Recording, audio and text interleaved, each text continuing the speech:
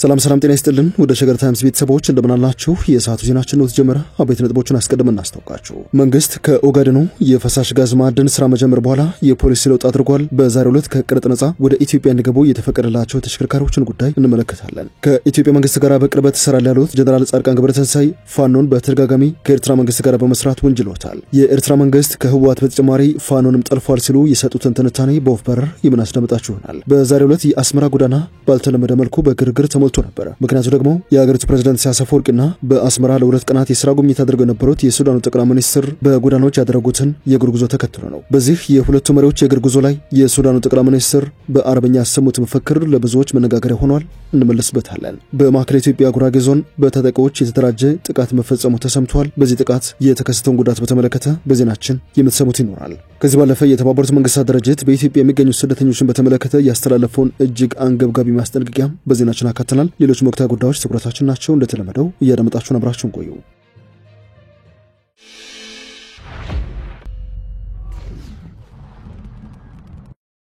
ወደ ቀዳሚ ጉዳያችን እናምራ። መንግስት በቅርቡ ይፋ ከሆነው የኦጋዴኑ የፈሳሽ ጋዝ ማዕድን ጋር በተያያዘ አስቸኳይ የሆነ የፖሊሲ ለውጥ ማድረጉ ይፋ ሆኗል። በዛሬው ዕለት በተፈጥሮ ጋዝ የሚሰሩ ማናቸውም አይነት ተሽከርካሪዎች ከቀረጥ ነጻ ሆነው ወደ ሀገር ቤት እንዲገቡ የገንዘብ ሚኒስቴር በይፋ ወስኗል። ሚኒስቴሩ ለመንግስት መገናኛ ብዙሃን ይፋ ባደረገው መግለጫ ኢትዮጵያ ከፍተኛ መጠን ያለው የተፈጥሮ ጋዝ ክምችት ያላት መሆኑ ቢታወቅም ለዘመናት የዚህ ተፈጥሮ ሀብት ተጠቃሚ ሳትሆን ቆይታለች። ይህንን ሁኔታ ለመለወጥ መንግስት ሲያደርግ የቆየው እልህ አስጨራሽ ጥረት ተሳክቶ በቅርቡ በካሉባ አካባቢ የሚገኘውን የተፈጥሮ ጋዝ ጥቅም ላይ ማዋል የሚያስችል ኢንዱስትሪ ተመርቆ የተፈጥሮ ጋዝ የማምረት ስራ በይፋ እንደተጀመረ ሚኒስቴሩ አስታውሷል። ይህን ምርት ለሀገር ውስጥ ገበያ በማቅረብ ቤንዚንና ናፍጣ የሚጠቀሙ ተሽከርካሪዎችን የተፈጥሮ ጋዝ በሚጠቀሙት ተሽከርካሪዎች መተካት አስፈላጊ ስለመሆኑ አጽንኦት ተሰጥቶታል ባይ ነው የገንዘብ ሚኒስቴር። የተፈጥሮ ጋዝ የሚያመነጨው በካይ አየር እጅግ በጣም ዝቅተኛ የሆነ ለተለያየ የኃይል ምንጭ አገልግሎት ሊውል የሚችል በኃይል አጠቃቀም ረገድ ውጤታማነት እንዳለ የገለጸው ሚኒስቴሩ የተፈጥሮ ጋዝ በኢትዮጵያ የሚመረት በመሆኑ ለነዳጅ ግዢ የሚወጣውን የውጭ ምንዛሬ ያስቀራል ብለዋል። በዚህ ምክንያት መንግስት የተፈጥሮ ጋዝ አጠቃቀምን ለማበረታታት የመመሪያ ከወጣበት ቀን ጀምሮ ሙሉ በሙሉ በተፈጥሮ ጋዝ የሚሰሩ ማናቸውም አይነት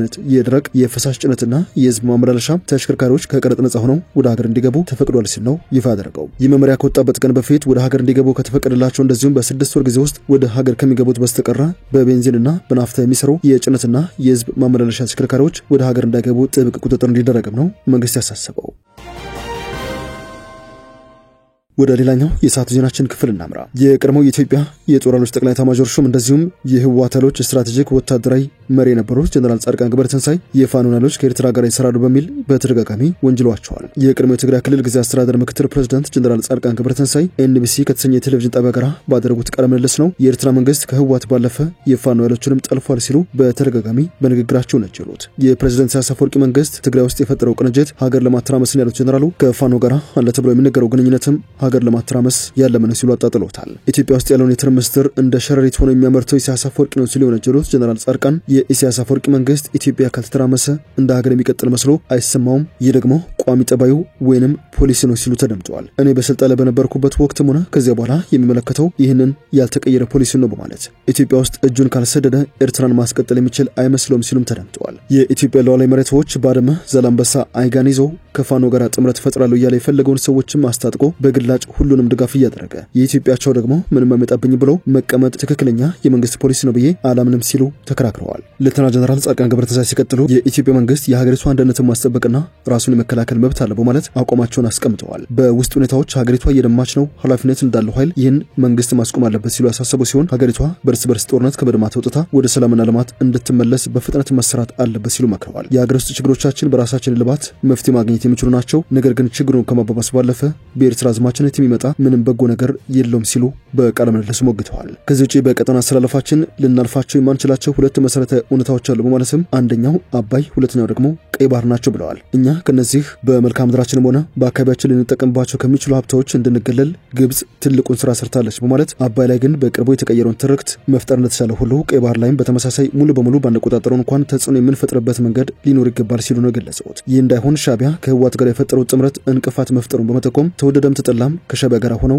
ግብጽ የምታነሳውን ፖሊሲ ነው የሚከተሉ ሲሉ ወንጅለዋል። ጻድቃን የህወሓቱ ሊቀመንበር ዶክተር ደብረጽዮን ገብረ ሚካኤል ከግብጽ ፕሬዝዳንት አብዱል ፈታህ አልሲሲ ጋር ይገናኙ አይገናኙ መረጃው የለኝም በማለት መሬት ላይ የሚፈጸመው ስራ ግን በተጨባጭ የነዚህ ሀገራት ፍላጎት የሚተገበርበት በመሆኑ ጥንቃቄ ሊደረግ ይገባል። ኢትዮጵያ ውስጥ የሚንቀሳቀስ ማንኛውም ኃይል ከሻዕቢያ ጋር ሲሰራ የእነርሱ ጉዳይ አስፈጻሚ መሆኑን ሊያውቀው ይገባል ሲሉ ነው የተነተኑት። ኢትዮጵያም በእነዚህ ተላላኪ ያሏቸው ኃይሎች ላይ ሊቃጣበት የሚችለውን ጥቃት የመመከት ሙሉ መብትም አላት ሲሉ ነው የጠቆሙት።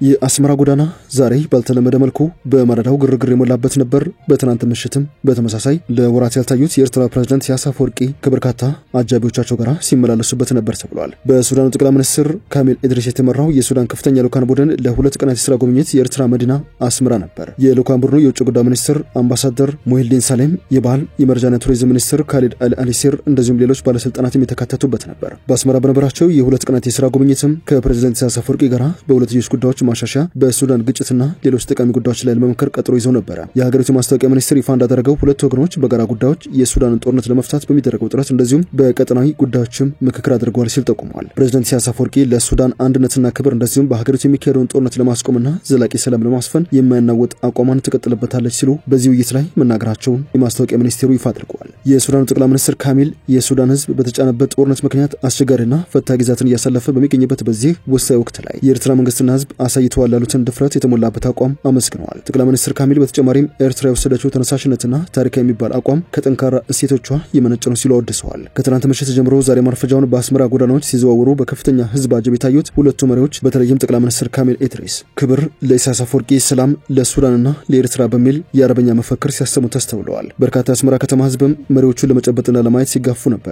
ብዙዎች ዓመታትን እጅግ ወደ ኋላ የቀረች ሊታመን የማይችል የመሰረተ ልማት መቀንጨር ውስጥ ገብታለች በሚሏት አስመራ ፕሬዝዳንት ኢሳያስ አፈወርቂ አዲሱን የሱዳን ጠቅላይ ሚኒስትር በጎዳናዎቿ ሲያንሸራሽሩ ታይተዋል። የኢሳያስ አፈወርቂ መንግስት የአልቡርሃን ጦር በዚህ ሰዓት የያዘው ቁመና እንዲኖረው የጎላ ሚና የተጫወቱ የአፍሪካ ቀንድ መሪ እንደሆኑ ይነገርላቸዋል። ለአብነት ያክል ከወራት በፊት የሱዳን ፈጥኖ ደራሽ በኤምሬት ሰው ሰራሽ ድሮኖች የፖርት ሱዳን ከተማ ነዳጅ ማከማቻና ወታደራዊ ዓላማዎችን ሲደበደብ ወታደራዊ አቅሙ ሊሟጠጥ የሚችልበት አደጋ ተጋርጦበት ነበር ተብሎ በስፋት ተዘግበዋል። የሞነ ግን ይህ የፈጥኖ ደራሽ ኦፕሬሽን ዓላማ ቀድሞ የደረሳቸው የሳውዲ አረቢያና የኤርትራ ደህንነቶች ጀነራል አልቡርሃንና ወታደራዊ መኮንኖች እንደዚሁም የሱዳን መንግስት ቪአይፒ አውሮፕላኖችን ከዚህ ባለፈም የጦር ጀቶችን ወደ ኤርትራ ድንበር በማስጠጋት ከጥቃት እንዲተርፉ አድርጓል በሚል በስፋት ተዘግቧል። በዚህ የተመሳጩት የፈጥኖ ደራሽ ኃይሉ አዛዥ ጀነራል ሐምዳን ዳጋሎ የፕሬዝዳንት ኢሳያስ አፈወርቂ መንግስት በሱዳን የውስጥ ጉዳይ ጣልቃ ገብተዋል በሚል የወነጀሏቸው ሲሆን ለተቀናቃኛቸው ላደረጉት ድጋፍም እንደሚቀበሏቸው በይፋ በተንቀሳቃሽ ምስል ወጥተው ዝተውም ነበር። የኤርትራ መንግስት ሚና በዚህ አበቃም። የቱርክ ድሮኖችን ከመስጠት ባለፈ በምዕራብ ኤርትራ ግዛቶች በርካታ የሱዳን ብሔራዊ ጦር ምልምል ወታደራዊ ስልጠናዎችን እንዲወስዱ አግዘዋል። እንደዚህም የሱዳን ብሔራዊ ጦር ከሰሞኑ ካገኛቸው ወታደራዊ ድሎች ጀርባም ኤርትራ እጁ አለችበት ይባላል። ሌላኛውና ኢትዮጵያን የሚመለከተው ጉዳይ ደግሞ ሰሞኑን አነጋጋሪ ቃለ ምልልስ ያደረጉት ሌተና ጀነራል ጻድቃን ገብረትንሳኤ ህወሓት በኤርትራና በሱዳን በኩል የጦር መሳሪያዎችን እያስገባ ነው፣ በግልጽ ጦርነት ለመጀመርም እንቅስቃሴ ውስጥ ናቸው ሲሉ መናገራቸው ይታወሳል። ጻድቃን ጽምዶ የሚለው ጥምረት በዋናነት ህወሓትና ኤርትራ የጀመሩት ሲሆን የመጀመሪያው ዓላማቸው በወልቃይት በኩል የሱዳን ድንበር ማስከፈት ነው። ለዚህ ደግሞ ምዕራብ ትግራይ እናስመልሳለን በሚል ህወሓት ህዝቡን የሚኮረኩር አጀንዳ እየቀሰቀሱ ነው፣ ምንም እንኳን ከህዝቡ የፈለጉትን ምላሽ ባያገኙም ሲሉ ነበር የጠቆሙት። ከዚያም በሱዳን የሚገኘውና ራሱን አርሚ ሰባ ብሎ የሚጠራውን ኃይል በትግራይ ከሚገኘው ታጣቂ ቡድን ጋር ማቀላቀል እቅዱ ሲሆን ለዚህ ደግሞ በወልቃይት በኩል ካልተቻለ በኤርትራ በኩል የአርሚ ሰባ ኃይሎችን ማስገባትና ከዚያም ወደ ትግራይ መቀላቀል ታቅዷልም ተብሏል። ለዚህ ደግሞ ከህወሓት ጀነራል መኮንኖች አንዱ ጀነራል ፍስሐ ኪዳኑ ወይንም ፍስሐ ማንጆስ አስመራና ፖርት ሱዳን ለ2 ወራት ቆይተው ተመልሰዋል በሚልም ከሰሞኑ በስፋት ተነግሯል። በምስራቅ ጉራጌ ዞን ታጣቂዎች 4 ሰዎችን መግደላቸው ተሰምተዋል። እንደ ዶቼ ቬለ ዘገባ ታጣቂዎቹ በማዕከላዊ ኢትዮጵያ ክልል ምስራቅ ጉራጌ ዞን ሶዶ ወረዳ በትናንትናው ዕለት በከፈቱት ጥቃት 4 ሰዎችን የገደሉ ሲሆን 10ሩን ደግሞ አግተው ወስደዋል ብለዋል። ነዋሪዎቹ ከአጎራባች ኦሮሚያ ክልል ደቡብ ምዕራብ ሸዋ ዞን የተሻገሩ ናቸው ያሏቸው ታጣቂዎች ጥቃቱን ያደረሱት ሚካኤል ቀበሌ ሰመሮ በተባለው መንደር ከምሽቱ 12 ሰዓት አካባቢ ነው። እነዚህ ታጣቂዎች የተኮሱ መንደሩን መክበባቸውን ለዜና ምንጭ የተናገሩ 3 የመንደሩ ነዋሪዎች 4 አርሶ አደሮችን ከቤት በማውጣት በጥይት ደብድበው ገድሏቸዋል ነው ያሉት። የተቀረው ነዋሪ ተደናግጦ ከመንደሩ መሸሽ ሲጀምር 15 የመኖሪያ ጎጆችን በሳት አቃጥሏል። ማምለጥ ያልቻሉ ሴቶችና ህጻናትን ጨምሮ 10 ሰዎችን ደግሞ አግተው ወስደዋል ነው ያሉት። ዛሬ አርብ ቀትር ላይ የአራቱን አስክሬን መቅበራቸውን የተናገሩት ነዋሪዎቹ በታጣቂዎቹ ታክተው የተወሰዱት ሰዎች እስካሁን በህይወት ስለመኖራቸው የሚያውቁት ነገር እንደሌለ አስረድተዋል። የተጠቂዎችን ጥቃት አስመልክቶ የምስራቅ ጉራጌ ዞንና የማዕከላዊ ኢትዮጵያ ክልል የሰላምና የጸጥታ ቢሮ ኃላፊዎች ምላሽ እንዲሰጡ የተደረገው ሙከራ አለመሳካቱን ዶቼ ቬለ ዘግቧል። የሞነ ግን የማዕከላዊ ኢትዮጵያ ክልል የኦሮሚያ ክልል በሚጎራበትባቸው የጉራጌ ዞን አዋሳኝ አካባቢዎች የጋራ ጸጥታ ጥበቃ ስራዎችን በመገምገም ላይ ይገኛሉ ሲል የማዕከላዊ ኢትዮጵያ ክልል የሰላምና ጸጥታ ቢሮ በተረጋገጠ የማህበራዊ ትስስር ገጹ ላይ አስነብበዋል። ወደ መጨረሻ ጉዳያችን እናምራ። የተባበሩት መንግስታት ድርጅት የዓለም ምግብ ፕሮግራም ከፍተኛ ገንዘብ እጥረት የምግብ ድጎማዎችን ለመቀነስ በማስገደዱ በኢትዮጵያ የሚገኙ ስደተኞች የራብ አደጋ እየተባባሰ መምጣቱን አስጠንቅቋል። የዓለም ምግብ ፕሮግራም እንዳስታወቀው ከሆነ በኢትዮጵያ በ27 ካምፖች ውስጥ ለሚገኙ 780,000 ስደተኞች ይሰጥ የነበረውን የምግብ ድጎማ ከ60 በመቶ ወደ 40 በመቶ ለመቀነስ ተገደዋል። ከጎረቤት ሱዳንና ደቡብ ሱዳን ግጭት ተሸሽተው በቅርቡ የመጡት 70,000 ስደተኞች ብቻ በቀጣዮቹ 6 ወራት ውስጥ ሙሉ ድጎማቸውን ማግኘታቸውን ይቀጥላሉ ብለዋል። አዲስ በገቡ ስደተኞች መካከል ያለው የራብና የተመጣጠነ ምግብ እጥረት መጠን እጅግ በጣም ከፍተኛ ነው ሲል መግለጫው አመላክቷል። ድርጅቱ የኢትዮጵያ ዳይሬክተርና ተወካይ የሆኑት ዝላታን ሚሊሺች የማይቻል ምርጫ እየመረጥን ነው ብለዋል። በቂ ምግብ እርዳታ በተቻለ መጠን ለብዙ ስደተኞች ለማድረስም እየሞከር ነው በማለት ተጨማሪ ገንዘብ ከሌለ እነዚህ እርዳታ ቅነሳዎች የምግብ ስርጭትን ሙሉ በሙሉ ከማቆም በፊት የሚወሰዱ ተጨማሪ እርምጃዎች ናቸው። ይህም በአሁኑ ወቅት የምንረዳቸውን ሰዎች ህይወት አደጋ ላይ ይጥላል ያሉት ቀደም ሲል የኢትዮጵያ ስደተኞችና ከስደት ተመላሾች አገልግሎት ዋና ዳይሬክተር የሆኑት ወይዘሮ ጤባ ሐሰን በጀኔቫ በተካሄደው 76ኛው የመንግስታቱ ድርጅት የስደተኞች ኮሚሽን ስራ አስፈጻሚ ኮሚቴ ስብሰባ ላይ በቂ ዓለም አቀፍ ድጋፍ ሳይኖር ኢትዮጵያ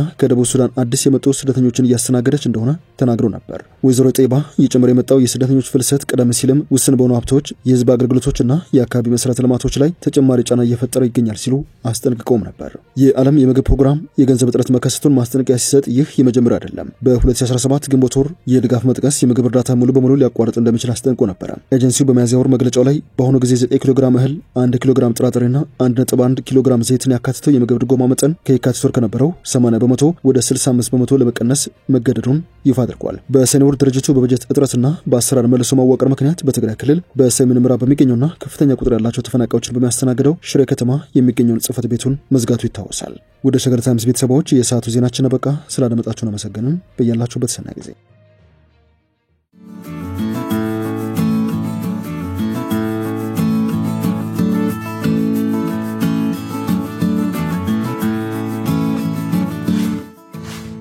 ሸገር ታይምስ ሚዲያን ሰብስክራይብ በማድረግና ደወሉን በመጫን ይከተሉን።